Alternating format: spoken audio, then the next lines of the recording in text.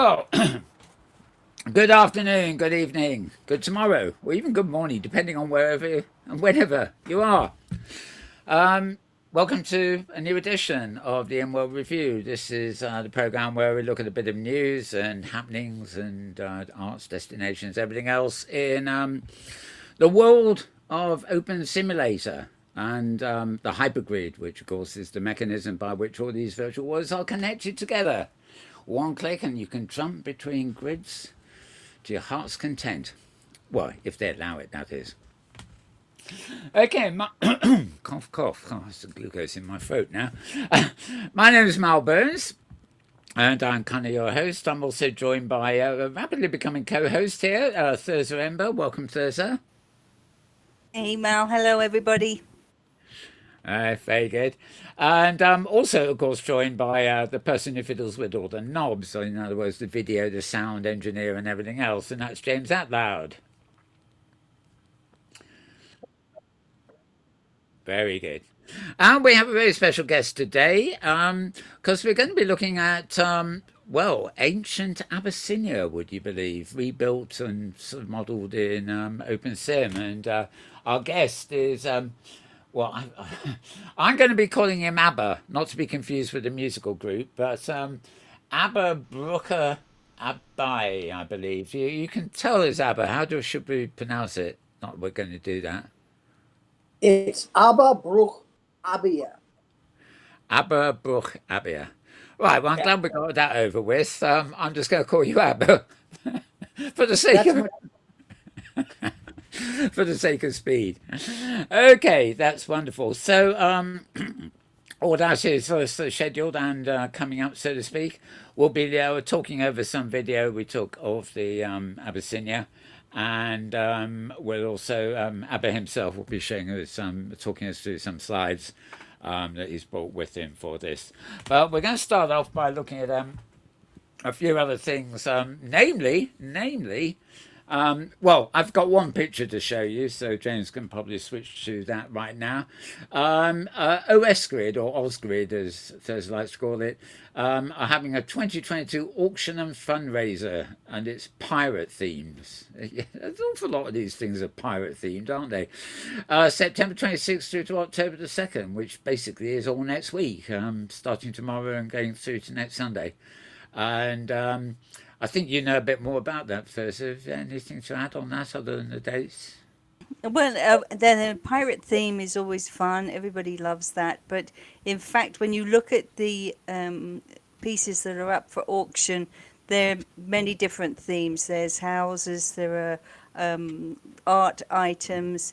There's a lady who's auctioning a course in how to do the satyr farming, Oh yeah, those farms where yeah, it's she teaches you how to not kill all your animals and stuff like that. yeah. And so there's many different items up for grabs. The person who's been the chief organizer of it is Caro Fay over Oh yeah. on OS Grid, and she's in fact contributed her artwork that she made for the various festivals this year. It was at Open Sim Fest, and it's a sort of it's a tableau really of I don't even know how to describe it. It's like this fantastic monster attack piece. Anyway, so if you're interested in going, even today, you can get to the sim. It's Echo One over on OS Grid, and there's a Sky platform, and all the items are on show there. So you can take a look, and then they begin auctioning the things on the 30th. Oh, So okay. all the information's there. I think they have auctions on the 30th, again on the 1st, and then on the 2nd of October. So there are 3 days where there's an auction. So, but it's worth going immediately because people are starting to So it's like get bit like ideas. yeah, a bit like a private view for the first half of the week, and then Exactly. again. Yes, it's worth going and taking a look as soon as possible because they're very nice things. What the idea is that everything is original and uncopied. So if you buy it, it's you have something unique from OpenSim, and obviously all original content too, made on OS Grid or made on. You don't have to be in OS Grid to buy the things, but it's a way that obviously that the grid can fund the very good work that they do. That is actually a good point. OS Grid itself doesn't have any currency, of course. Will this be real world currency by PayPal and stuff like that, probably? Or Yes, they accept PayPal. That you can pay by credit cards, and if you go to their website, all the information is right there. Very easy to find, and explains how to pay, even by through your bank. So you can pay pretty much any way that you would pay normally any other thing that you want to buy. They don't really go for Globits and all that, but more power to them. Yeah, exactly. Okay, I've seen the small print up there. It actually says the auction times. It's September 30th at 4 p.m., October 1st, 11 a.m., and October 2nd, 1 p.m. That way it covers people in different parts of the world, so you don't miss out. Don't miss out, exactly. Okay, well, that's lovely. We'll keep that there for maybe for next week. So having done that, I'm going to move forward here to, let's see. Okay, a couple of videos that come up with it. This is a brief glimpse of I think it's a new grid. It's called Shoalwater Bay Grid in OpenSim. Oh, how lovely! I think it's silent. At least they have the decency to put OpenSim on these clips, so that I know they're not certain other places. Nice waves. That's nice. That. Yeah, just a thing. Yeah. It's a good positioning of the camera there. It's actually like a moving photo rather than a video, isn't it? Because the camera's just watching it all. But yeah, it's rather nice. 1 minute silent, moving snapshot, I think. Yeah, that sea action is amazing. Look at that. Yeah, I'm just, the more you look at it, the more I realise, oh, now you can hear it. It's pretty good. We'll have to go over there. Yeah. Wherever that is. I love Lighthouse.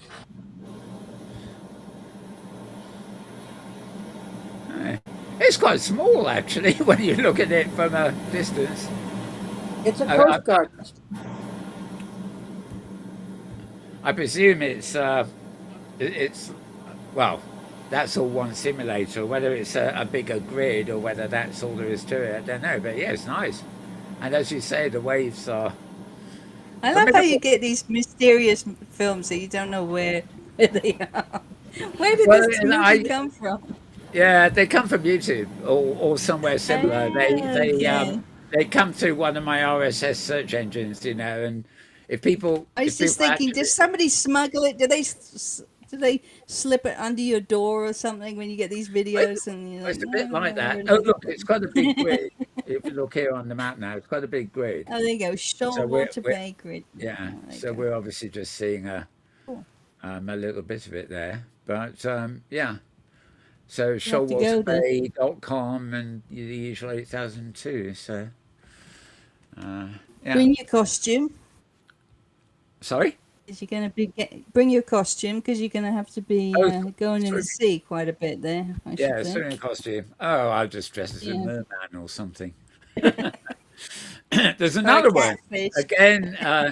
This is called City of Dalaran, and it looks like the very similar architecture to the one where the other one. It is. It's the same one where we're going this week. That's World of Warcraft. I don't know anything about World of Warcraft, but I know this city. Right. Very pretty. Well, we're going. Yeah. So this is where we're going on Wednesday. And yeah, it's huge. Big architecture here. Very, amazing job. They made it all of mesh.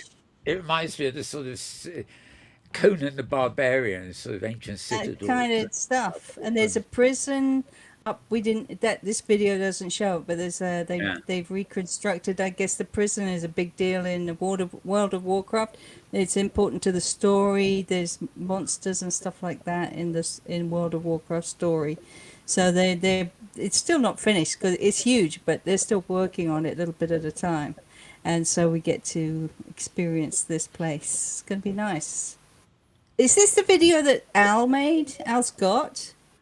It Looks like it. it could Because be. he has a. Al I said every time he goes with us, he never can see very much because he hasn't got the place loaded into his yeah, cache. it's sort of So he odd. went early to get this. It's the sort of right dimensions, but a lot smaller than than would normally fill a video screen. So, but it's nice footage. It's smooth, smooth, just panning around. Gives us a good idea. We'll get lost there in Lost and him. out. There you are, Wendy I think we Blackthorne saying, will. "Hi, Alan." He's got his text up. Look, so it must be Yeah, Alan. there Yeah. you go. Yeah. And So, Wendy made it. She's the lady who made it, her and her team right. of ladies. It's always funny when text suddenly appears in what seems to be a well-produced video, and you suddenly see the text in world. I think it makes it more human. I like it. Oh yeah. I don't. Depends what you're doing. It's Are just you, a bit of a shock. You think, well, there's somebody yeah, looking at exactly. me while Oh, I'm making somebody's my popped movie. up. But yeah, it's like when you're filming yourself in World, and suddenly somebody texts you, and you think, "Oh, damn it! I forgot to turn the text off before filming." Yeah. Right? Okay. Well, that's where we're going to be on Wednesday. I'm going to put that aside for now. I've got there's more videos to come of Abyssinia, of course, and move down to some of our web pages here. Now, starting off here with.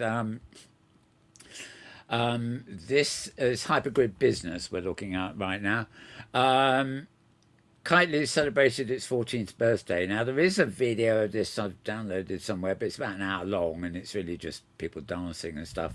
A bit like you can see in the picture there. Yeah. So that was the Party 50 stage. This isn't your blog, is it? So I've got to round up here. 14 years is a No, long I didn't time. even realize that it was the 14-year anniversary, to be honest. I Yeah, missed it this year. yeah. That's a lot of years, really. And of It is, course, yeah. their marketplace has been, I don't think it hasn't been going quite so long, but it must be 12 or 13 for that as well. And Yeah, of it's course, been a while. they are the dominant marketplace in OpenSim. They currently now house 18,000 regions, making it the largest commercial OpenSim grid by land area. Second only to non-profit, free-to-connect, Osgrid, of course. 50 avatars at the celebration. It should have filled the sim fairly well without too much lag, one hopes. And yeah, well, just a bit of a write-up of all the stuff there. Ilan Tokner, the co-founder of Kitely, was very pleased. Ilan was a co-founder? I thought he was the actual founder, but never mind. Me too. But, Yeah. that's a good thing to say that you're the co-founder, because then you could say the other guy did whatever it is when things The other go guy wrong. done it. Yes. The other guy done it, not me. I would definitely use that one. Right, moving on from that one. I can't see it. I can't do it right there. Okay, this is from your blog now. Go Continental on Neverworld. This was part of where we were. No, we haven't been here, have we? Am I getting my We've been to mixed up? Neverworld a few times over the years. It's a really, really reliable grid, I have to say. I love it. The geek behind it is Locked Semaphore, and he really knows his business. And of course, the lady in charge of the whole place is Govega Sashatorta, I think she pronounces it.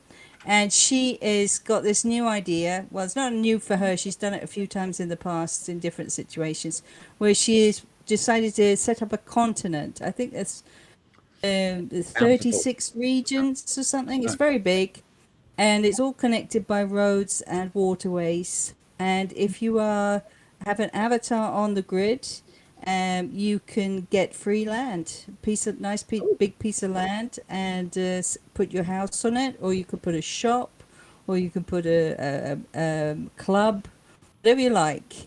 And that's it. It's free land. It's for anybody who wants So to belong. Obviously, you have to go in, at least once a month, show your face, because they Yeah. want to know that you're still interested in being part of it. But it's Yeah, really when you interesting. grabbing land and then raising something and then buggering off kind of thing. Exactly. But you can drive all around it or ride a horse all over the continent. It's really huge. So It's fun. this post is at your blog, which is HG Safari, HGSAFARI dot blogspot.com.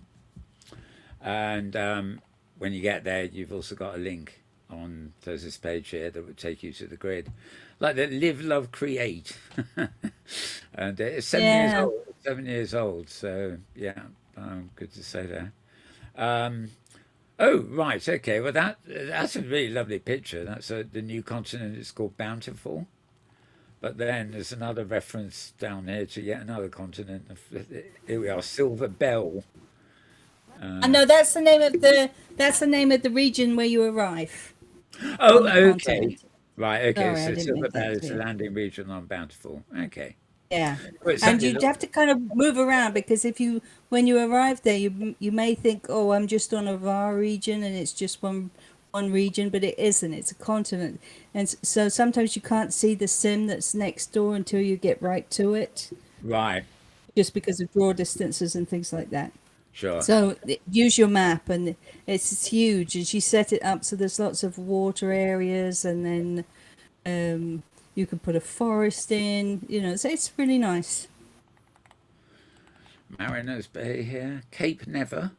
What's the. Yeah. Yeah, very detailed. I mean, I tend to have draw distances on our trips and stuff to 1040 or something. So I can usually see across about four sims in any given direction. But often when I land, the draw distance is 256 or something, and I think, oh, there's nothing here. And then of course I realised that if I actually up the draw distance, there's masses to see. So obviously, some people can't up the draw distance with slow connections and things. But if you can, it's well worth it. Even a nice shot of the host there, by the look of it. Aabye's Halo Star. Yeah, he's got like a vampire thing going on. So, whatever your interests are um, they try and have as fewer rules as they can, and just trying to create a fun community where different kinds of people can get together and meet. Uh, Okay, moving down my list here to the other ones, which are typically at the bottom, right? This is AI Austin's blog, blog.inf.ed.ac.uk. Sorry about that, folks, but that's his address. You'll find this on our Twitter feed, twitter.com/metaworld news, all one word. This is where I keep these blogs, so if you need to look them up, you just go to that site. Um, this is about something called Crystal Frost, and I mentioned this to the OSCC conference people the other day because I think a place to actually pull her in for some talk would be actually the conference. But basically, very early prototype, but basically she's been working in Unity, which of course is used by a lot of virtual worlds. But she's not creating a world in Unity, she's creating a viewer. Which basically there's a little bit of a demonstration here, in that that screenshot is a regular screenshot in Firestorm, and then using her own Crystal Frost viewer, the early alpha as she calls it, you get this version. The angle's slightly different, but you can get the idea. You can compare the two. And this one actually, hers looks a lot more rich in colour, but that may just be, I don't know. You can change the settings in Firestorm. So, um, but yeah, certainly looking very good there. AI.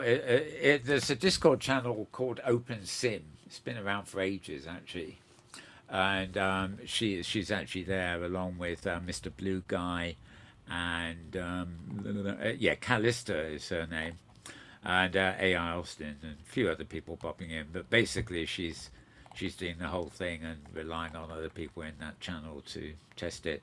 But it's been a long, as you'll attest, there. I mean, we've long needed like an OpenSim viewer. that is more up to Yeah, date. so they always say.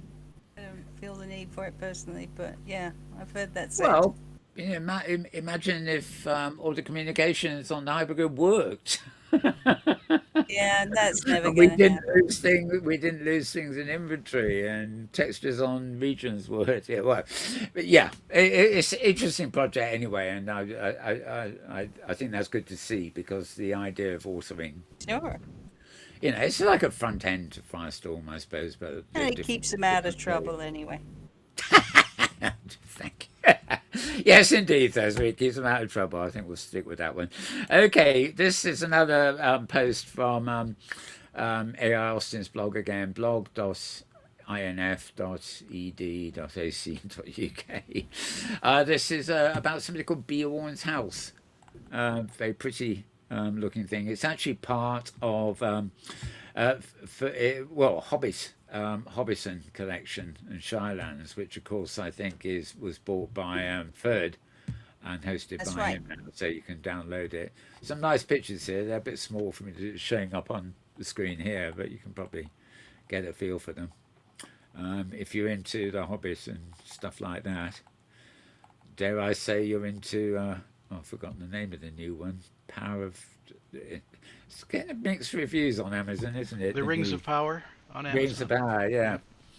Yep. People are loving the new Game of Thrones based one, but Rings of Power doesn't seem to be going down that well. But here we go. I hope it does fairly well. They won't make a second part two, will they? Okay, so yeah, Dream Grids. You can get it from Dream Grid.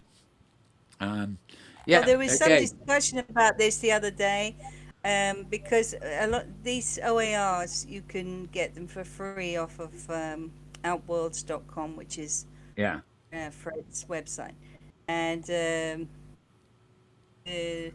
it's just worth pointing out that um, Fred bought all this stuff because he wanted to help the people who have dream grids, which are these little small mini grids that yeah, he kind of invented a system there, or developed, let's say. And he wants people who adopt these mini grids or smaller grids, let's call them that, to have good content. So yeah. for example, this Hobbiton, it's only licensed for people who have dream grids to use. So if you have Okay, a different grid, a different kind of grid, or you have a sim on OS grid, you can't use this. Well, I mean, right. obviously you can, but you shouldn't. But it's I mean, naughty. it's Yeah. not physically impossible, but somebody will ask you to take it down. So if you don't have a dream grid, probably stay away from picking up this Uh, particular item in the well, it's not nicest unlike. possible way. He's done it Yeah. on purpose. He spent the money Oh so that yeah, he could post. it makes perfect sense, especially as he's buying these things for real money to Exactly, to give to his try customers, and don't you? respect him. Yeah, yeah. Exactly, in the nicest I possible way. had I a mean, dream. obviously, people can make mistakes, but you know, Yeah, I had a dream grid for Metaworld actually, and it was a 5 by 5 var, So I was importing. The trouble is, you can't actually import more than one OAR and then build extras around it, unless because you can't join OARs together directly. But I remember, I looked through some of these wonderful OARs that I could download and think, well, should I use that as my base one, or should I use that as my base? And there are literally hundreds. It's a very spoiled for hard choice. choice Absolutely. if you've just got your own region, there's hundreds you can choose from, thanks to Third. So yeah, I mean, if I was doing it again now, I might well choose this as the center and then build out from it. Yeah, I don't know. Great. Anyway, you can check out Dream Grids at Third's. God, what is it? Outworld. If you look up Outworlds, OUTWORLDZ, look up Outworlds on Google. You'll find a link to his site. Right, moving down. Yeah, this one's from your site, Thursday, and it's not actually directly a Safari thing. It's another article, isn't it? Performing in Virtual Worlds by Laszlo.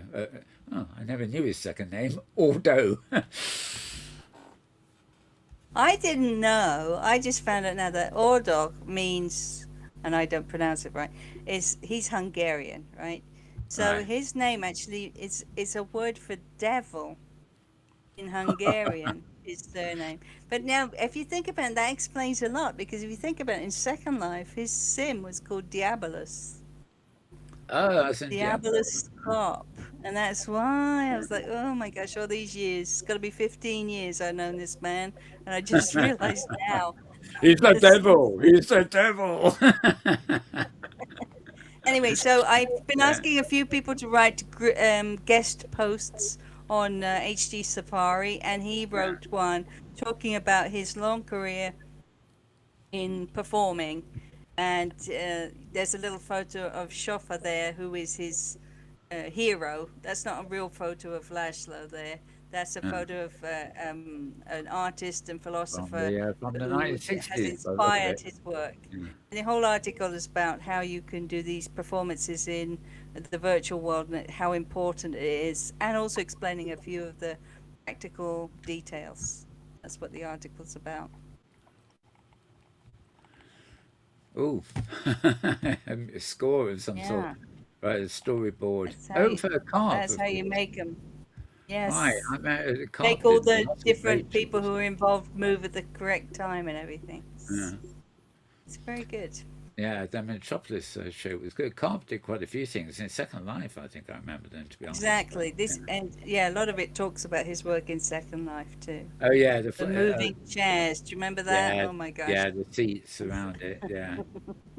If you're Oh, it's- talking and all of a sudden the chair has moved, like, whoa, where am I now? oh, that's I better nice. pay attention. I must pinch out a picture at some point, a picture of the whole carp team. Yes, he sent me That's that. nice. It's a lovely picture. Yeah. Yeah. So, and then various controls you can use. Yeah, very detailed articles. So anybody in particularly in music, but actually I would say any kind of performance that you might be considering. There's a lot of interesting stuff here. It's not, it's about performance in virtual world rather than just music. Although obviously Exactly. his thing is music. Okay, so you find that also at hgsafari.blogspot.com. Where else? And right, there's another one this week. I'll just let us summarize it. For some reason, I missed it on my list and couldn't find it here, but it was a roundup of the where we went this past Wednesday. A rather laggy start, but the gallery we went to in the second half particularly has wowed me. I mean, I'm going to be hopping back there. I can imagine Yeah, it's a spending great several gallery. days in real time wandering around that gallery. Tell us more. And I think it was fun to meet Thunder God, Thor, and to Star, and to have a good look at Asgard. That was our first hour, and it's, yes, possibly a little bit laggy for some of us, but it's just so interesting to see, and not just Sims, but also that there's so much more than just buildings in OpenSim.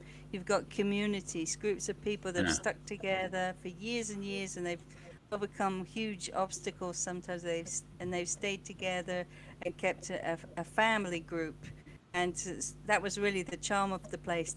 For me, it was interesting to see the buildings, but I was really curious to see how they've managed to keep going, even though they've had so many Ragnaroks, as they call it. Yeah. Their Armageddons when they've lost the grid and they've lost their assets and everything, but they've stuck Yeah, it out and come that back. was an It's epic curious. story in its own right, actually. Absolutely. It, But doesn't that teach us something about people always say, oh, if only OpenSim was really easy, you would have lots more people. Well, it's easy come, easy go. These people have kept coming. There must be something about it, even if it's difficult. It keeps people I coming don't know. back. I don't know that it is. I When don't I think hear it should people be from, difficult when necessarily, but just because it's difficult yeah, doesn't mean people don't stick with it. I mean, anybody who's used Second Life and used the Second Life viewer, is it, OpenSim will be as familiar as anything. I mean, a few extra things you learn as time goes by, but it's not difficult. It's not any more difficult than Second Life is, Not really. Well, yeah, but then in things my go in wrong, my I guess. opinion. In my humble opinion, but yeah. Oh, I just when people say, "Oh, it's too difficult," I say, "Yeah, well." Well, what did we If say the other anything, day? It's like golf. If golf's difficult, what do you want them to make the hole bigger? so that it's easier to play golf. Oh, Would yeah, that we work? talked about that the other day, didn't we? Yeah, no, that's yeah, Nobody no, does that. They just say, but "Well, that's what try I and mean be about better at the game," for crying that's out what I mean loud. about Second Life's got the learning curve when you start, and so Exactly. in a way, coming to Open Sim, you've got a ready-made lead. If you know Second Life, I mean, it's more difficult for somebody who's never been in Of either. course. Well, Anyway, yes.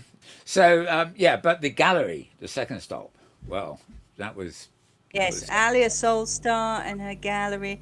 It's amazing to think it took her only a year to put all that together, and that she was inspired to do it by Cherry Manga, our our own very own Cherry, Cherry. yeah. It basically is a massive build for those of you who weren't with us. It's a massive build on several floors, just like a real art gallery. And the paintings on display, I mean, there were 2 rooms of pre-Raphaelites, which I was delighted to go to, and then on to Salvador Dali. It was in seventh heaven there, really. But the sensation is really like, I don't know, going to the Louvre or something. Not, it's a modern place architecturally, but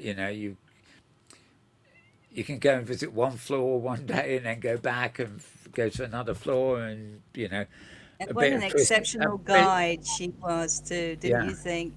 yeah, Her yeah. explanations just lifted everything she showed us, would just lifted it right off the walls and made you Yeah. live it. Wonderful. And there really wasn't enough time because talking about me rushing through stuff earlier. I mean, she had to get through so much in the hour that we're there, and she was a bit difficult to follow, not verbally, but sort of she'd disappear to another bit, and you'd have to look her up and then teleport to her and things. But yeah, she just yeah, as a curator, yeah, and Brilliant. an authority on a lot of what she was showing. Excellent stuff. Okay, well, I got one final web link while we're talking here. I've had a few from this site recently. They all seem to be open sim based. This is called The Value of Virtual Worlds by somebody called Snoots the Wagon. Oh, we know Snoots. Yeah. Yeah. Great guy. The website is called metaversepeers.com. Oh, brilliant. Metaversepeers. And this, all the stuff I've been picking up from him since we opened sim. I mean, he says virtual worlds, but he means open sim, I think. The a poetry thing here. Yeah, it talks about photography and a whole loads of things, really, but it's very much. I think, yeah, here he is. Snoots is a little dragon. That's why he's called Dwagon. And he's on the virtual worlds of OS Grid, DigiWorlds, Kitely, SL, and other open sim based grids.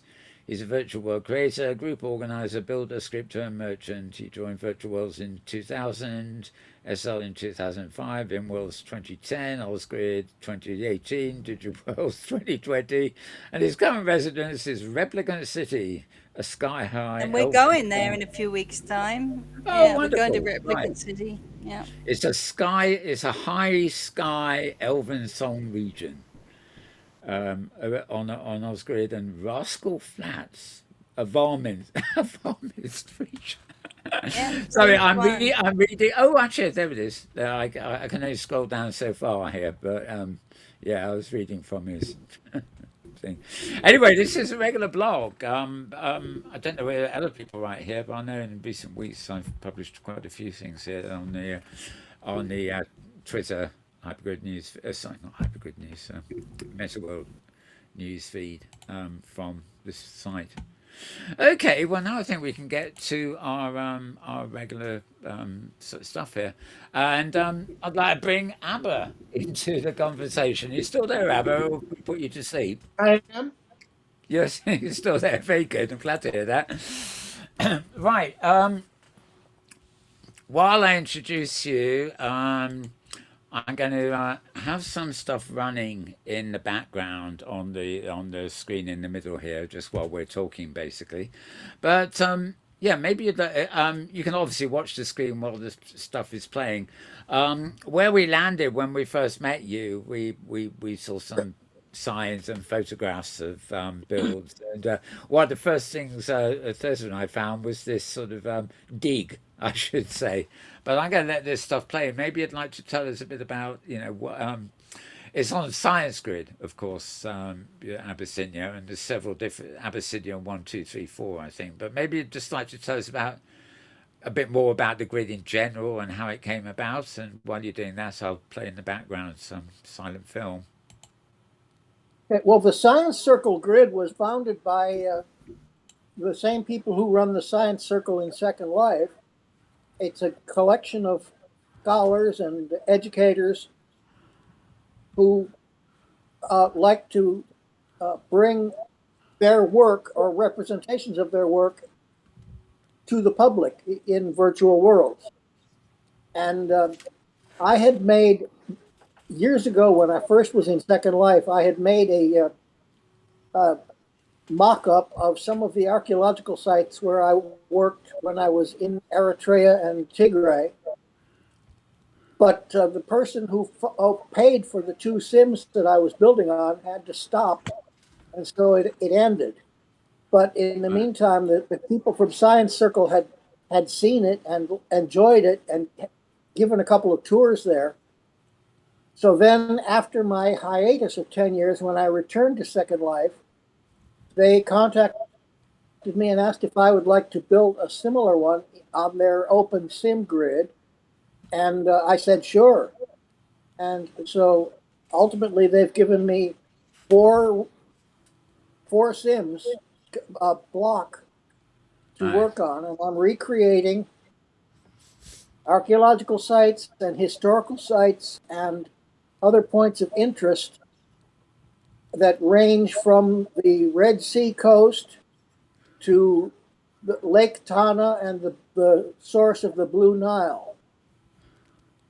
And you're seeing in the video some of the creations that I've built there so far. I mean, it's a vast area in real life, isn't it, as well? The area, covered by the archaeology. Yeah. The Arabian Peninsula, basically, just massive. I was working primarily, when I was there, I worked for 2 seasons each in a couple of major archaeological sites, one of which is in Eritrea and the other of which is in Tigray. Together, they span more than 1,000 years of human history and at least 2 major kingdoms, one of which was known as Aksum, was considered one of the 4 great kingdoms of the world in its day, along with Byzantine Rome and China and India and Persia. Lord. Now, of course, it's almost forgotten. But at the time, it was a very major trading power. All right. Yeah, it's funny, isn't it, when you read history, deceased empires and realizing just how powerful they were in terms of trade and geography and stuff like that. And now they really are all but forgotten. My apologies about the previous clip, by the way. I filmed first while she was talking. She wasn't interrupting us. That is sitting on an elephant there. Okay, now you've got a good few of these wild animals around too. Is this moving? Oh yes, it's moving. Obviously a bit slow for me to start here on the film.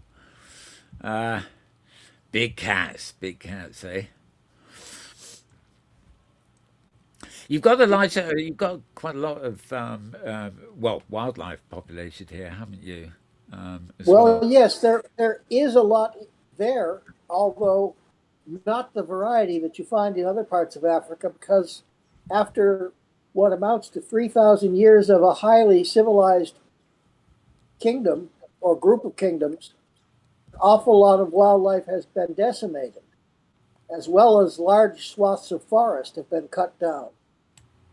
They used to cut down the forest to build their capital and all the buildings, and then once the forest was cut down, they would just pick up and move the capital somewhere else to where there was still forest.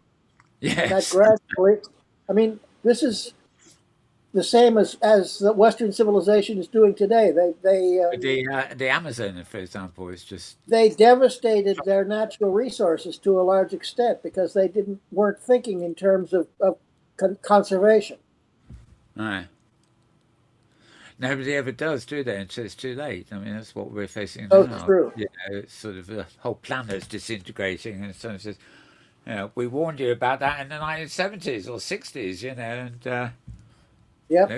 nobody took any notice, and now we're stuck with it.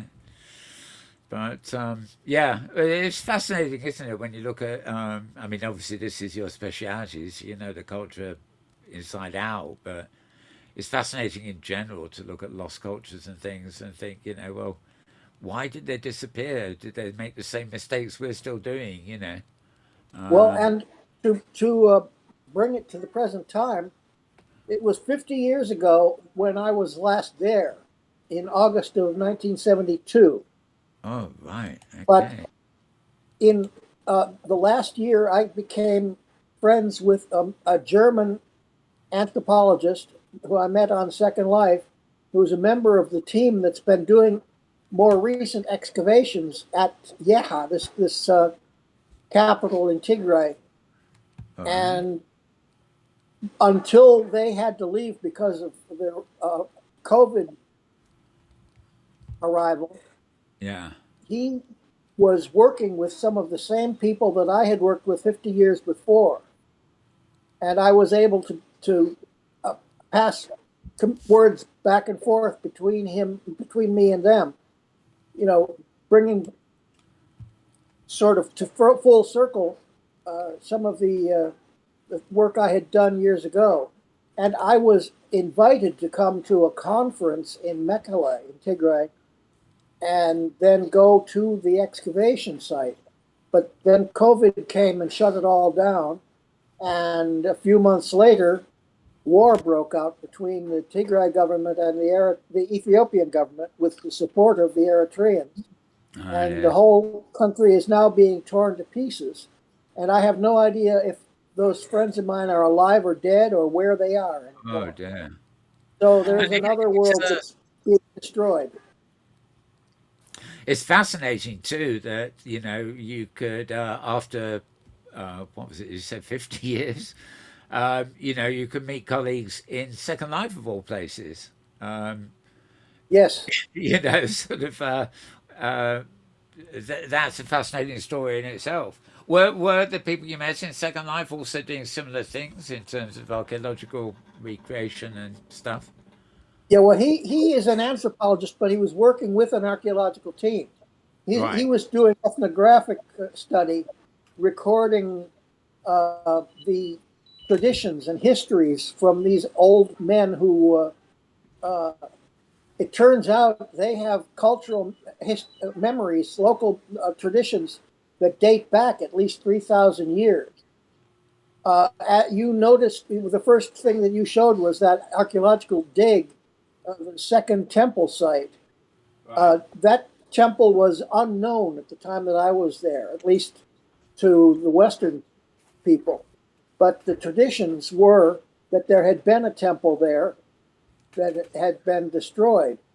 And the German team finally did some testing with ground penetrating radar and found some anomalies and started digging. And there is the temple that had been forgotten except for the local traditions that dated back 3,000 years. That's amazing. It's just Isn't incredible to it? think how the people, traditional people, local people, have preserved things orally far longer than our written records can do. Yeah, and you know, if we lose, you know, we you know we got our video now and everything digital or whatever. But if we lost all that, you know, one way or another, we don't really know how much legacy and legend we would leave behind, you know, for future Well, it's generations. You know, that, magnificent that he's able to. It's wonderful that you're able to reconstruct that we can walk through some of these Yeah. places, even if we're many thousands of miles away, you're able to recreate it and give us an idea of what it would be like to experience that. I think it's wonderful that you'll be able to do that in open sim, that anybody can come and see, and you've got all the space you need to really make a lifelike build. You often see in Second Life uh, builds that are historical, and they kind of jam everything onto the one small Yes. sim, and there really isn't the space between the items. Instead, I see how you're doing it. It's lovely the way it's all spread out. You get the real feel that this is a real country. It's not just a little handkerchief worth of land and everything's stuck cheek by jowl. It's wonderful. I love it. Yeah. I've tried to make it as real as possible, and especially now since the real world has been doubly lost thanks to inhumanity. It's uh, my memorial to the lost world. It made it all the more Wonderful. important to be able to build it because it's a memorial to something that the world would otherwise have lost. Exactly. Absolutely. Yeah. Ah, the hidden corner. The sacred spring. That image right now, the sacred spring, that was a remarkable place. One day while we were excavating, a man came and told us that a boy had drowned in that pond. Only he didn't say drowned. He said that the monster that lived in the pond had pulled him under. So, of course, I went to see the place, and it was so spectacular, beautiful. I was so awed, I didn't even take any pictures there. So my recreation is from memory. But this tradition of monsters living in lakes is an old one, and there are similar traditions about in lots of places in the area. Uh, Oh, even in and Scotland, they got Loch Ness, haven't they? right, right. But these people don't swim generally. In islands, there's not much place for people to swim. So Yeah. if they go into the water, and since it's a steep drop off when you get in there, it's a deep canyon that's filled with water. They're likely to just slip down and drown. So that gets explained as if there were a monster pulling them down.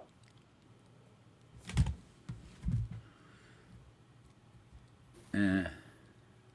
This place we're looking at now is in western Eritrea. It's an area that it borders Sudan, and it's a very different culture from the Ethiopian and Eritrean culture. And I was doing some more construction there today. I built an implement that is called a shadoof in Arabic. It's a kind of a sweep with a bucket on the end that's used for lifting water from a water source to pour into irrigation canals. Oh, And I finished building that today. And this is we the got. land of Punt, which was visited by the Egyptians thousands of years ago. Hatshepsut's team went there and left beautiful records of it on the walls of her temple. That's a place that I intend to expand a great deal. That's wonderful. Yeah. It's like a labyrinth inside. I love it. Yeah, I was Yep. just going to say when we were over there, so when I sort of found ourselves underground. Yeah. But, especially when it's unexpected. There are a couple of entrances where you've really got to go up close to realize that you're actually at the top of some small steps, and Yeah, at the it's bottom of the tight, steps tight you've got the squeeze in entrance. there. It's hard to navigate. But that underground thing is a crypt. It's a replica of crypts that I saw in several palace ruins. Uh, so I had to put one there. It was a difficult engineering process. I had to build the structure and then excavate a hole to lower it into, and then fit it under the building. Took a while to figure out how to do it so that it looked natural, but I finally think I succeeded. Yeah. Yeah, I found a quick way of. Well, it's actually a chap called Joe Builder who modelled the first one for me, but I found to do an underground network, like a sort of maze, and then lower the land for it, and then have the land around higher, so you can then build on top of the kind of maze and literally completely disguise uh, the underground bit. Because obviously you can lower the land, but you can't like drill holes to make tunnels or anything. You've got to the method of building is a compromise. You've got to find ways of creating an underground where you can't actually be in the real underground, if you see what I mean. Right. I had those same technical problems when I was making that excavation pit because try as I might, I couldn't get the walls vertical.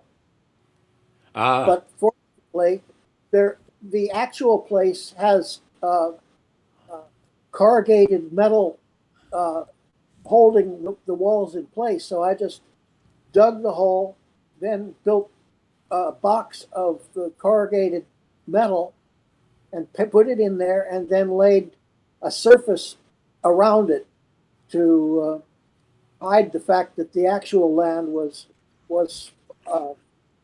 not right up against the box. yeah. All the illusions, eh? Yeah, it's like sausage. Don't look at how it's made. All sorts of That's right. Yes, not look at them at all, because I know how they're made. Oh dear.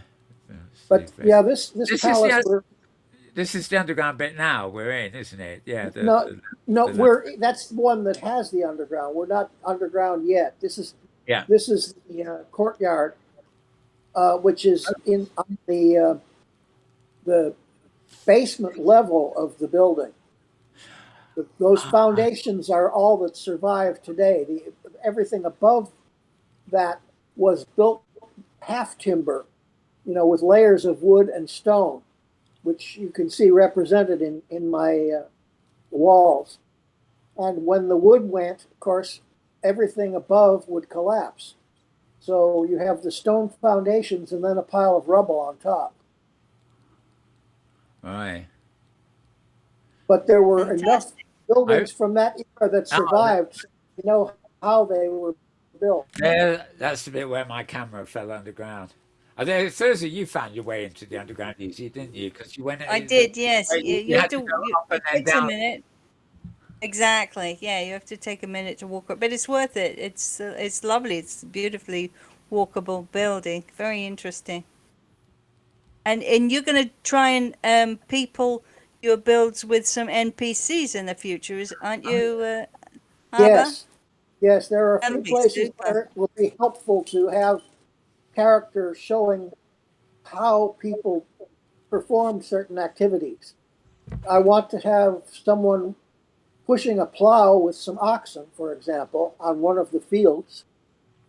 And in the large pavilion where the royal feast is going on, I want to have a couple of servants for the king. Things like that I want to put using NPCs. Yeah, that will really Yeah. bring it to life then. I remember I visited a long while ago, and it wasn't in Second Life, of course. It was like a build of ancient Rome, and when you went in, you had to put togas on and all that sort of stuff. It was a really accurate build of life in Rome, but it was also combined with role play. So not only did you have to dress the part before you went onto the sim, but the residents there were playing different. Some were senators, some were cleaning ladies, some were the people who maintained the underwater baths and things like that.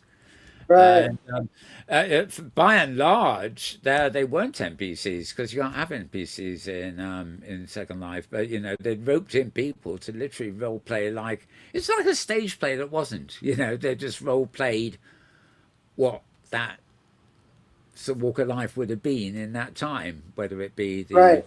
class or lower class. But of course, when you've got NPCs around too, you can, you don't need a cast of thousands Definitely. to create that simulation. Okay, that looks to be the end of my. I should just pause it there. Video. Shall we move on to you've actually brought some slides here too, which unlike the video, you've sort of chosen and you've included, haven't you, some of the you could probably tell from when we were doing the film, there's boards, with actual photographs showing you the real locations of the excavations compared to the virtual. Do you fancy moving on to that now and sort of talking us through Sure, the slides? I think sure. you remember how to do it, don't you? You just sort of click. There we go. That's the first slide, and James will be picking up these on camera. So just talk us through them, if you will. Okay, well, this is the home landing place. It's in one corner of my block of Sims. And the sign says, "Welcome to Abyssinia." And then in Tigrinya, it says, "Nquat, Adi Habasha Bidhan Mutsaku," Oh, which means, "Welcome to Abyssinia." don't ask me And to repeat that. Sorry. the I have also links to the science circle area, and then the teleport link to other parts of the hypergrid at this same location. Plus, as you can see, a dealer with teleport links to various parts of my site. This is the Adaga in Yeha. Yeha is the capital of the kingdom of Diamat, which lasted for about 400 years, from about 7 or 800 BCE to about 400 BCE. And it was integrated or related to the kingdom of Saba in South Arabia, which the Bible refers to as Sheba. And they used same or similar language and alphabet in the two countries. So this is the landing place for Yaha. The Adaga is a public square or market area. And you can see under the sign a stone block, which is an incense burner, a censer. And I have those setting around in different locations. If you click on them, they deliver a note card with information about the region. This particular one gives a note card that has a complete self-tour of the whole region. And you can see a small square monument to the right. It's an ancient monument with an inscription in the old language. I've got it there as a memorial to the people of Tigray, who are, as I told you, being decimated by war. This is the temple, the great temple of Yeha, as I've reconstructed it, based on archaeological work and on information from local tradition. The staircase that leads up to the temple no longer exists, and there's a more modern church over to its left, and a wall around the whole enclosure, none of which apparently existed in ancient times. Traditions tell about this pair of walls that surround the staircase, and also the second temple site, which you can sort of see the corner of next to one of the walls. That's the bit on video we opened up with, isn't it? Right. By the signage, yeah. So anyway, I put things there that the tradition talk about. This is a view of the plaza that leads up to the temple. When I was there, the walls of this building still stand, but the portico with columns that you see was completely gone and unknown. and no significant excavation had been done on this building until this German group that has been there for the past 10 years or so. And they found the foundations of this portico. So my recreation of it now shows it as it would have looked at that time. And this is the interior. It had a field of columns inside, and in the center of an altar, it's a libation altar, and they think it probably had some sort of a kettle on top. The libations would be put in there and then poured into a trough that led to another trough down below, and then eventually to a pathway that leads outside the building. It's a complex procedure, and nobody really knows why it was so complex, but there it is. And this is a view from behind the altar, showing the field of columns, the second floor, or first floor if you're British. Yeah. And you can see that that upper floor and the ceiling are both open. Right. So there's a view of the sky. This temple was dedicated to the god Almaka, who was a lunar deity. Most of the gods of the Semitic people and other people, the moon was represented by a female goddess. But the Sabaean, South Arabian people and the people of Damat had it reversed. Their lunar god was their chief god. Their sun goddess was his consort. And their son, Atar, a name which is related to Ishtar or Astarte, the fertility goddess of the Middle East. He was their son instead of a daughter, but he was related to fertility, but also to war. Oh. Interesting Tell me, parents. you mentioned this thing about the open sky there. Was there any symbolism to that in terms of the where the buildings were and what their angles were? Did the sun shine in through the sky at a certain point in time or anything like that? There doesn't seem to be. It's hard to tell. It's oriented at a funny angle, so I don't know of anybody that's done any checking to see about star angles or sun angles or anything of that sort. But it's possible. It's possible. But it's not aimed directly east-west or anything like that. I just wonder because you sometimes find that these things have been done deliberately, to Yes, yeah. yes. Now these are photos of the actual temple as it existed in the early 1970s when I was there. You can see the exterior view and the interior. And the interior view gives you a very good idea of how immense that building is by the size of the two guys in the corner. Yeah. And at the time, it was thought that there had been a couple of windows at the top. But after they discovered the indication of that portico, it's understood that actually the cuts that were thought to be windows are where the roof of the portico fit into the wall of the building. Right. And the doorway is grooved. The stone area is grooved, and evidently there was a huge wooden door frame set in there. It's funny, the lower part of that actually looks like it's been polished or restored or something, and then you got the rough stones at the top. Got a No, big contrast, yeah? yeah, Yeah. the original facade is visible there, pretty much as it was, although it's somewhat weathered, Yeah.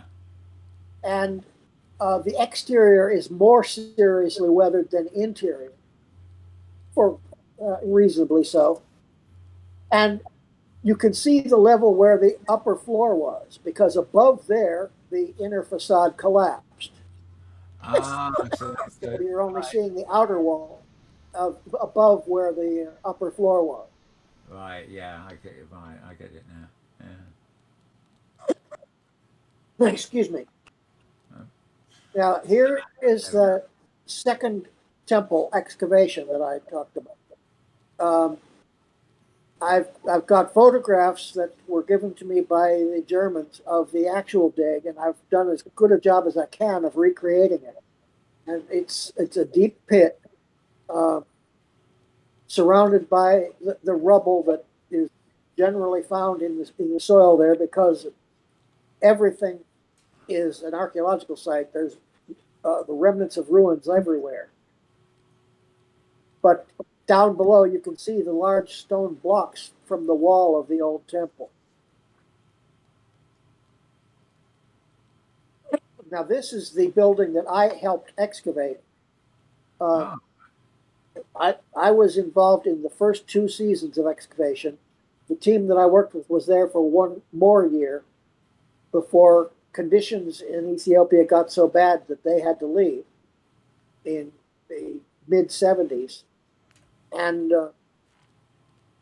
more recently, the German team has resumed excavation, and they've done enough to be able to produce this recreation of what the building would have looked like. And then I used their materials to design my building.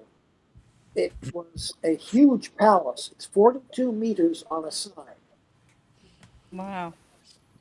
The walls are between 2 and 3 meters thick. And as you see, it stands on a false mountain of stonework. All right. But the size of the walls that survived, they were able to calculate that the building must have been at least 5 stories tall. And they've added what looks like a penthouse, because there apparently was a central stairway, a central stairwell in the middle of the foundation that would have led up all the way. It almost looks like a fairly modern apartment block with Yes. architecture, but the size. You look at the columns of the entrance bit at the top, and seeing them, which are obviously really large, right in front of the size of the building, makes you realise just how mammoth it must have been. Yeah. But here is a closer view of the portico. And you see my avatar standing there. And again, that gives you an idea of the size. Some of the columns that I'm standing next were still there, broken, but partially there. And some of the bases of the others were still there. Those So columns, what year do you think that dates from? What century does that date from? the Aba? 7th or 8th century BCE. Oh, good Lord. So Yeah. a couple of 100 years older than the Parthenon, to put it in Wow. context. And as you say, the architecture has a very modern look about it. And the same is true in South Arabia, in the Sabaean kingdom. Very smooth, monumental architecture, and would look quite in place in any city today. This is what the site looked like when I was there. The picture on the right shows one of those stumps of one of the columns on the front of the portico. And the big block next to it is the base of where another one used to be. You can see a socket carved into it where the column would have stood. And then the pile of rubble behind it, which was removed during the excavation. The other picture shows the mound as a whole. At the end of the first season, we carved a trench. You can see a trench running down the right side through several layers of the building. And then behind, you can see those stone pillars to the left of the trench. And above it, you can see a mountain that has the distinctive shape of a lion's head, which is quite famous in the region. Yeah, now you mention it. Oh, Yes. yeah. Look at that. So while we were working, I drew this sketch plan, and then in the year after I was there, I received the plan to the right from the team that was working there, the French team, and I added that material to my sketch plan. So you see two views of the amount of the building that we excavated in the first 3 years. The portico to the front and a few rooms behind.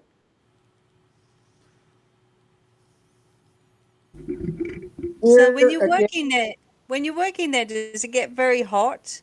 I mean, not is it especially, easy to no. work, or what's it like?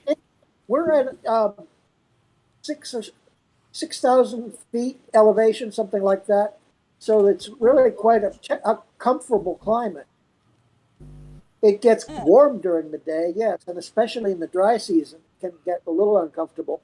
In the rainy season, of course, every day for an hour or two, it just pours in the afternoon. And our digs usually took place at or near the time of the small rains. So we would sometimes have to stop when it rained and then give our workers time off to go and plow because they had to prepare their fields. And miss the Well, opportunity, I see. Right. were the you mentioned the rainy season? Did that help in any way to help erode the land to reveal the ruins underneath, so to speak, or was it just wet west Well, that didn't help? over a couple of thousand years, probably most of the erosion that would have been done has been done because Yeah. those So, areas were Yeah. fairly fixed. Actually, more damage is done once it's excavated. And so there Yeah. are a few places where they have recovered excavated areas to protect them or built roofs over them to keep them from the weather. it's funny. I mean, it's incidental to this, but probably of interest, and that is I've been reading a lot recently about with climate change. Obviously we're getting a lot of rain in places, a lot of fires in other places, but there's also erosion, and like some of these lakes that have are supplying water to places have now, in the heat, they've dried up so much that underwater, or what was underwater, uh, excavations are being revealed. There's Yes, Yeah, I've like seen that. Yeah. villages that are drowned in the lake are now visible again because the lake has yeah. sunk so much. A bridge in Rome that was attributed to Nero appeared in a river It's true. thanks to the water level dropping. They also found some shopping carts right next door to it. Probably. But of course, the region where I was has been suffering from drought, and they've had 4 seasons in a row of severe drought. But then other Yeah, places that's like in terrible. Eritrea, they've been having floods. It's just the climate is changing, and there's no rhyme or reason for what's going to happen where. Yeah. Right. Oh, that's the This view that I've unpredictability put up part now, of it. you can see a sketch plan that I made of the section of the portico where I was in charge of the dig. And we're at the corner of the portico. You can see the foundation walls and remnants of the stone that lined those walls. And then the block where a pillar used to be. And in the photographs, you can see that broken stump of the pillar and the pile of foundation material around it. And you can't really see it very well, but in the middle upper picture, there's a beam of charred wood. The building was destroyed by fire, but a few organic materials like this large beam survived in a charred form. That was one of the beams that supported a flooring in that area. And then the bottom right picture shows a view looking down at the step-like foundation. You could see that my reconstruction showed that the palace stands on an artificial hill, and those steps are what remain of that artificial hill. This That's is extraordinary. the plan of the whole building as created by the Germans, showing in dark the areas that they did excavate, and in light gray the presumed areas that would exist beneath the unexcavated section. Everything in this style of architecture is very symmetrical, so it's fairly easy to surmise what the rest of the building would look like. So is this a And palace or is it a storage place? Do we know it what it was, was? they figure that it was an administrative palace, the king's home and the center of government. Tradition calls it Grat Baal Gubri, which means the field of the tax taker. So Ah. even ancient tradition from ancient time tells that this would have been a place of authority. Because Probably the there's king. lots of little rooms, aren't there? That's the one thing when we were walking around inside. That's what the first thing I noticed were all these small rooms like offices. That's what they look Right, like. You right. can Well, just you see imagine the way somebody the going in foundation. there and doing his sums. You see the way the foundation is constructed. It only allows for small rooms Right. and corridors that connect them. That style of architecture, with such a large building, it would have been difficult to have any large room. They're slightly larger on the upper floors. I haven't been able to really see in these actually is how would they maneuver between floors? I mean, obviously they didn't have elevators; they probably had steps or They something. had But staircases. where would the And staircases be located? Would they be well, central or sides? clearly that block in the center of the foundation on the left, you can Yeah. see a dark square in the center. That appears to have been a central staircase. Oh, But okay. Right, I yeah. surmise that a few of the other rooms had staircases in them as well, and so I added them in the building. Right. There are 4 or 5 different staircases that lead up to different parts of the building. There had to have been, but there clearly was at least one.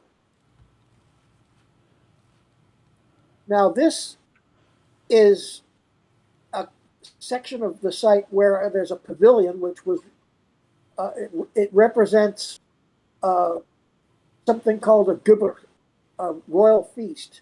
Periodically, throughout history and prehistory in this region, the king or emperor would give a feast and invite the whole kingdom to come and feast with him and basically celebrate his greatness.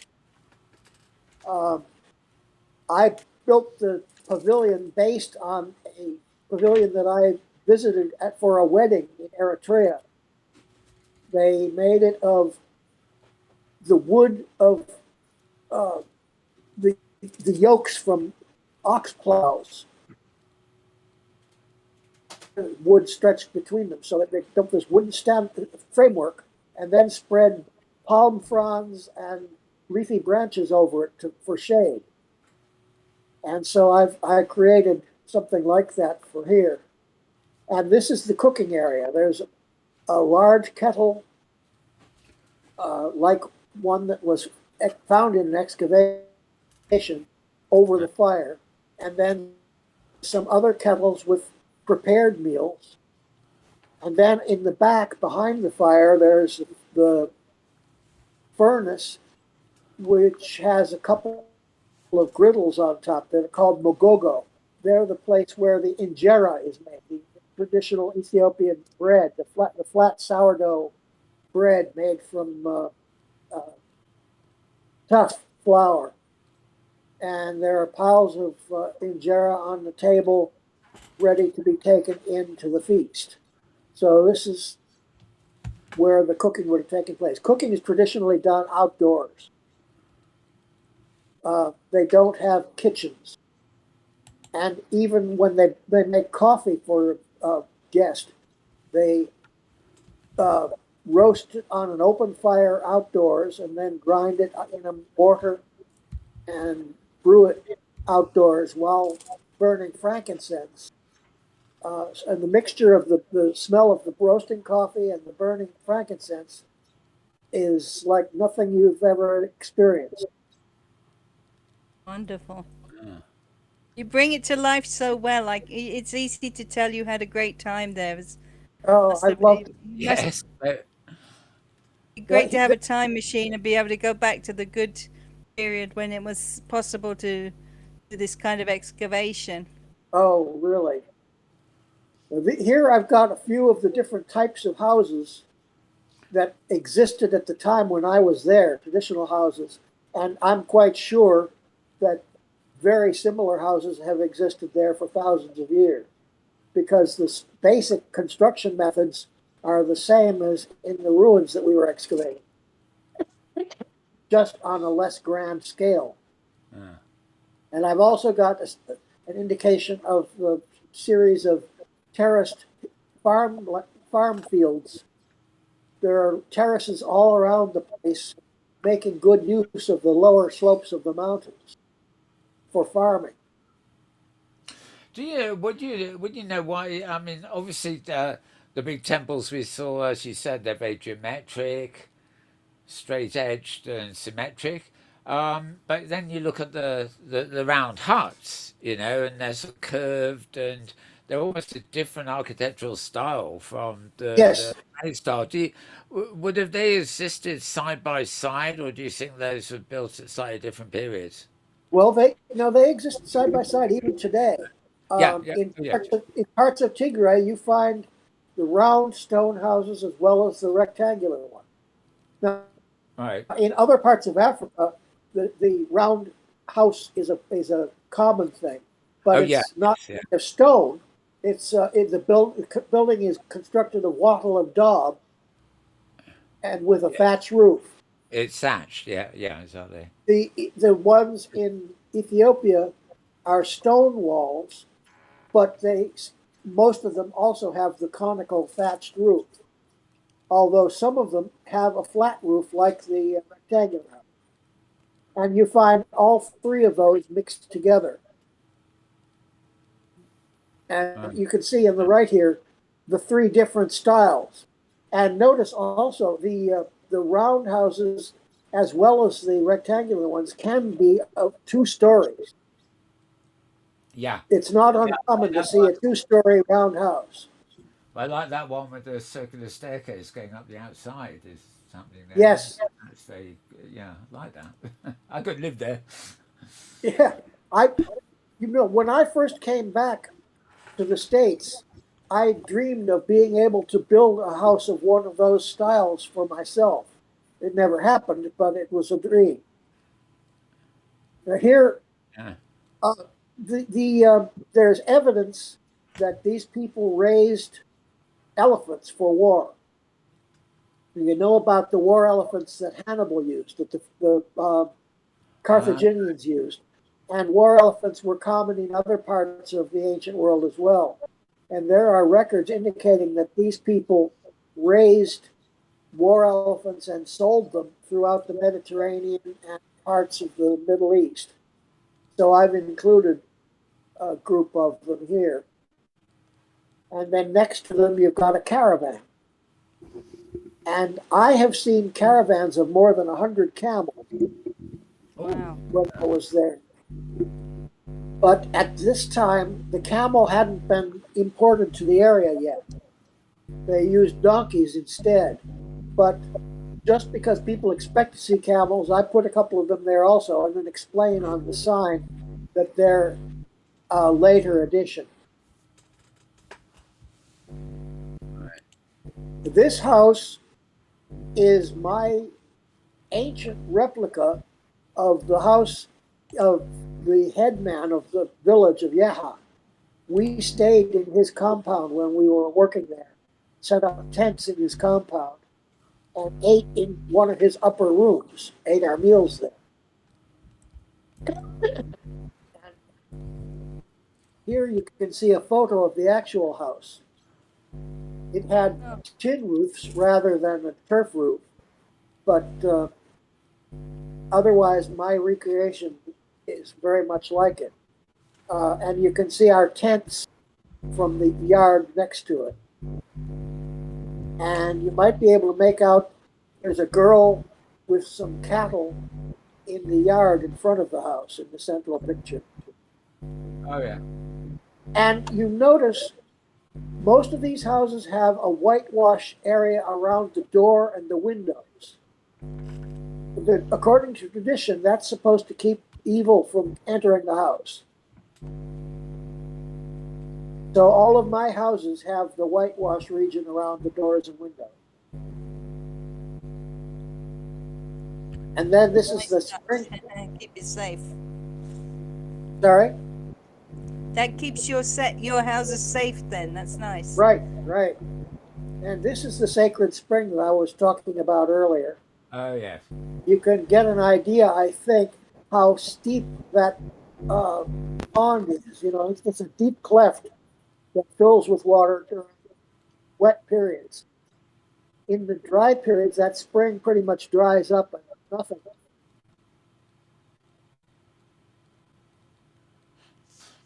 Now, this, we've moved ahead several hundred years. This is my representation of one of the palaces that we excavated in Eritrea at a site called Metara. Uh, but this building, it's a composite uh, of elements from a couple of palaces at Metara as well as from ones in Axum. I wanted to show a lot of different features, and rather than building a number of different buildings, I just amalgamated the various features into one. But you can see my avatar on the ramp leading into the main entrance, which gives a pretty clear indication of the huge, vast size of this palace. And this is a fairly small one by Axumite standards. And this would date from about the 4th century CE. And the Axumite palace traditionally has a central villa like this, surrounded by courtyards and then connected outbuildings, which provide sort of a wall around the central structure. And Rather like a castle, really, isn't it? yeah, well, it is basically. It's a palace for either a king or a noble of some sort. It's obviously some wealthy person's home. And again, the upper building was half timber, so all of the upper parts are gone, collapsed onto the foundations. But the foundations still stand. And enough material survives to give an idea of what the rest of the structure would have been like. And they figure that these were all 2 to 3 story affairs, some with towers perhaps, and especially at the doors to the building, which probably would have been soldiers to be stationed. And this is that famous crypt, the stairway leading into the crypt. And you notice I have an amphora, wine jar, sitting next to it. In the older section, in Yaha, they had the stone incense burners as to deliver note cards with information. In this site, I have these amphora instead. One of the largest amounts of material that we found during excavation in all Axumite sites is broken chunks of amphora, which are, stone jars which were brought in large numbers from Egypt, from Greece, from the Middle East, usually containing either wine or olive oil, although probably some other materials as well. and broken chunks of them were used for writing on. And actually, some of them were broken carefully and stacked together to be used like terracotta piping. There are exit drains in the foundations of this palace that were made of broken chunks of these amphorae. Ah, They've also found at least one that had been used as a coffin for a baby's burial. ah, So this is looking down into the crypt. And I've made this as much as possible like one at Meta. It includes that cross similar to the Templar's cross, which was in the wall over the stairway. And down in the crypt, it's got several rooms and a passageway connecting them. And there are sarcophagi in several of the rooms. And some of them also had crosses on them. This is all built or at least used at the time when Axum was converted to Christianity, about the year 350 CE, under the Emperor Ezana. Next to that palace, I've built some traditional houses of the style that you find in Eritrea. They're also stone houses, but they're very different in style from the ones in Tigray. They have a turf roof, but instead of being flat, it's got sort of a convex curve. And they have a projecting roof over a sort of a portico in front of the building. So you've got a covered porch. And low walls around them. And they're often built in blocks, like here, you see three of them stuck together. Sometimes I remember seeing 5 or 6 or more of them stuck together, sort of like a block of flats, and all whitewashed, although in some cases the whitewash was washing off. I haven't yet found a texture to be able to recreate that, so I've got them fully whitewashed at the present time. There's another view. You can see the way they look. They're very different from the ones in Tigray.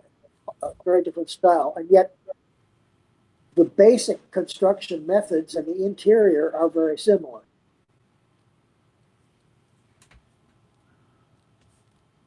Now this is a jump down to the ancient city of, or town, country, of region of Punt, which was a land of legend in ancient Egypt. The Egyptians periodically sent expeditionary troops down to Punt for trading missions.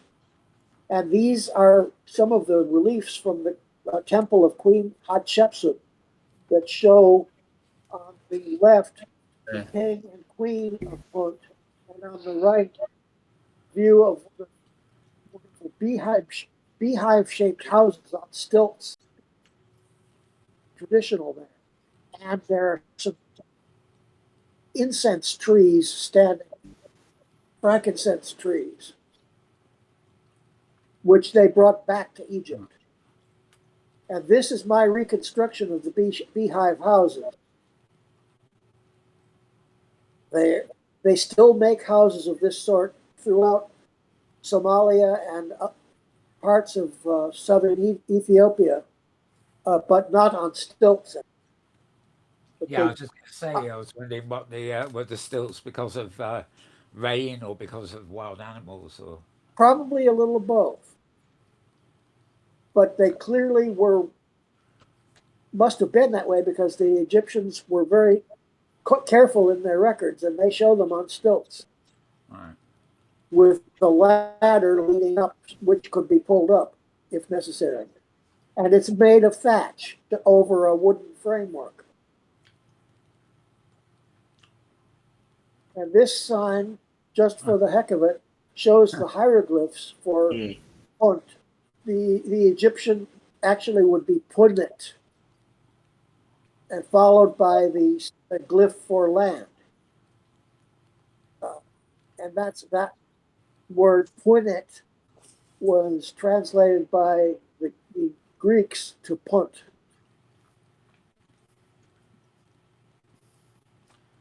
Very good. And Ah, that seems to be the end. that's it. Well, that was Well, quite a that tour. it's extraordinary. Yeah. Wow. It's just fascinating. Well, and I'm building more. I have 3 or 4 regions that I've just started.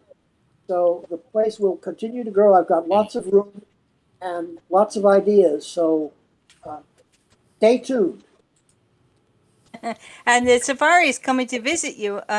Forget the date, but I think it's in the new year, isn't it? Yes, I'm sometime really in looking January. forward to seeing that. Oh, so next season, right? Yeah. Yeah, by which time there will be more construction finished. I'm not sure how much, but there will be more. Excellent. All right. Yes, but well, on the matter of safari, of course, we're booking well ahead, aren't you, Thursday? You're in well into next year, the next season Dude, already, I it's gather. yeah. Actually, yeah, long way in the future. I'm Oh, just yeah. But it's good because this way, if I book it, then I won't forget because there's so many places and there's so Yeah. many wonderful creators, and I feel so bad if we miss somewhere fascinating. But obviously, we can only go to 2 places each week, Mm. and so that limits us. And obviously, our visit it just. But the main thing is that people can go other times. You don't only have to come on the group visit. You can go anytime. It's just being aware of the wonderful things out there to see, really, Yeah. and then just jumping on the hypergrid. Don't have no queues, no TSA, no masks. Well, Um. in my case. Well, okay. So semantics, semantics, my dear. I Yeah. try Yeah, to it's make all out there my place, waiting for you anytime. I try to make my place as self-explanatory as possible. I have a lot of signage around, Yeah, and yeah, for as sure. I Yeah. showed, there are the note card givers that will. They're not all completed yet. I'm filling them out as I go, but there will be self tours and information about every area, so people can go around and learn on their own pace. I like to think of it as a living museum. Well, the Wonderful. nice things about Safari, and particularly I'm thinking of the art gallery we went to the second half last week, is that you see something, and in that case, you've got a really good explanation of everything, but it is very much a teaser, but it gives you a real grounding for when you go back by yourself. That's the You know, idea, you yeah. may go back a load of times, but Safari has not just given us a glimpse of it, it's given us a foundation to think about when Well, we the go back. best thing about it is that we meet the owners many times because then you catch on to the reasons why they're done, and they'll point out things that you may have missed. I mean, it's like having Aba here today. He makes it come alive. If you visit Yeah. the sim, it's self-guided, but just having him talk about it, it adds that extra layer of reality of life, and I find it fascinating. Abba, your life has been a fascinating one. Thank you so much for sharing these things with us. It's been a great You've pleasure. I opened enjoyed it. yeah, you've opened up my eyes to stuff that I didn't even know existed. So I really appreciate it. Yes, me too. I should wake up James. James, have you got any questions or any comments you want to ask? I Yeah, he's still there. yeah, I'm here. Can you hear me? Yeah, yeah. Okay. Um, I've not been far out of the United States, but I've seen a little bit of pre-Columbian architecture in the Americas, and one thing that always surprised me is that, looking at at the ruins or the digs, everything is very gray, and very different shades of brown and gray, but researchers will say that there was a lot of vibrant color in the Mexican and Central American um, cities. And I just wonder, have you come across that in any of your research? Well, there are indications of paint on parts of the palace that we excavated. Mm-hmm. Uh, the 2 colors that uh, have been found are a sort of an umber red and white. There may have been other colors, but they don't seem to have survived. But Hmm. on the other hand, the building was destroyed by a massive fire, so some just wouldn't have survived. Right, right. And the largest part of the building was whitewashed stone layers interspersed with layers of wood. So there's not much that can be done with that Hmm. in terms of coloring. Yeah, and that's clear in your depictions. Yep. Very good. Is there any, what James said has just led me into this actually. Are there any records of things like the people that lived there and like the costumes they wore? Were they like colorful people, or was it a very That's a question that I've wondered, and um, I've asked the my German colleague if what he has learned from traditional uh, people. There's not a lot known about what they wore, um, but I suspect that the costumes were not much different from the traditional costumes that they wear up to today. uh, Um, in the highlands of Eritrea and Tigray, uh, the men wear a knee-length long shirt with a collar, sort of like a Nehru collar, and then trousers underneath.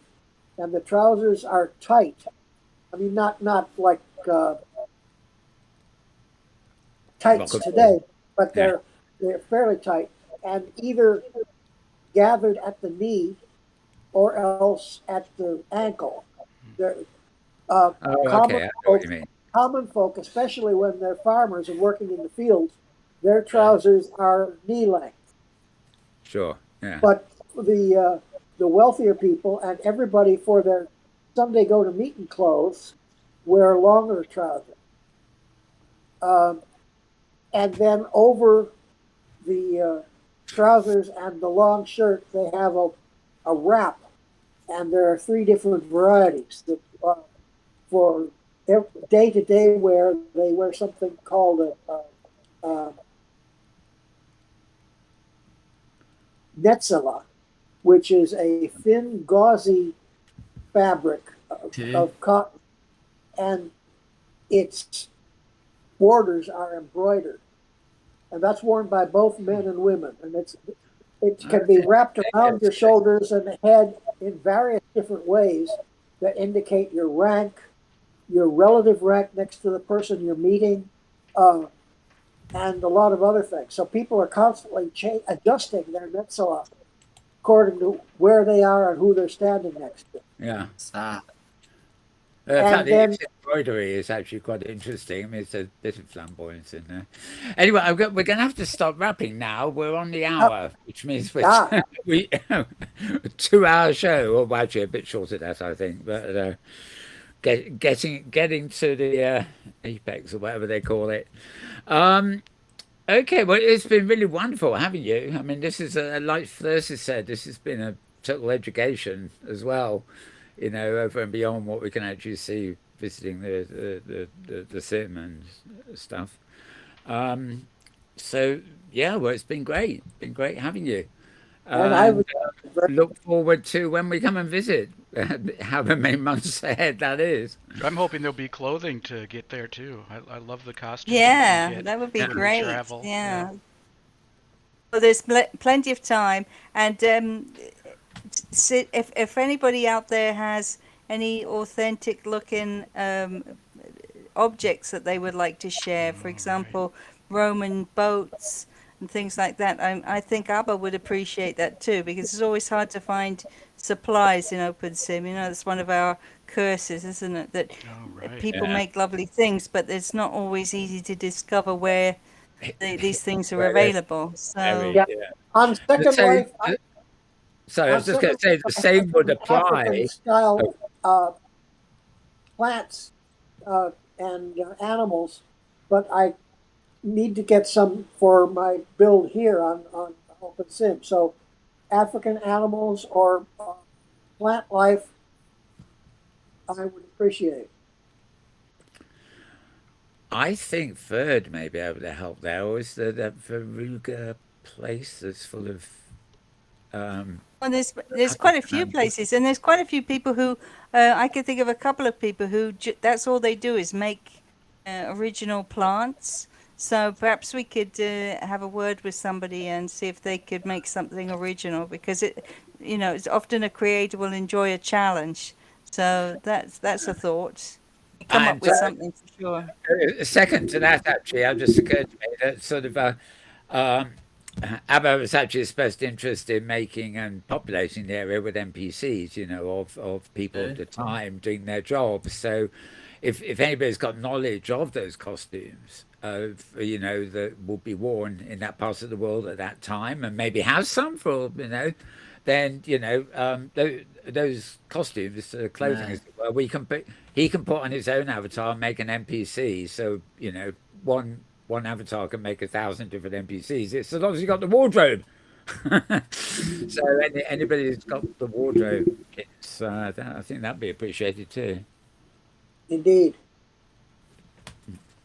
Okay, well, we better close, I'm sad to say. Otherwise, we'll be very tempted to discuss this whole thing and go on for a long while. But we've covered so much. It's been highly rewarding. So I'd like to thank you for being here. I think we all would. Thanks for coming on. Mm-hmm. And Absolutely. we'll call it a wrap here. So it's... until next time, we will be back next week, I believe. So don't we? We've got our sort of plans for next week. Yeah. Yeah. Yeah, more power to us.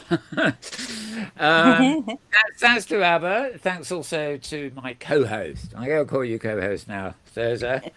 And James. Your real co-host is James. Come on. Yeah, I know. I was going to say, and James is the co-host with the knobs. Glad to lend a hand. Yep. The tech wizard, the mixing desk, Exactly. special effects. Yeah, so from all of us, really, we'll see you again, same time, same place next week, if all goes well.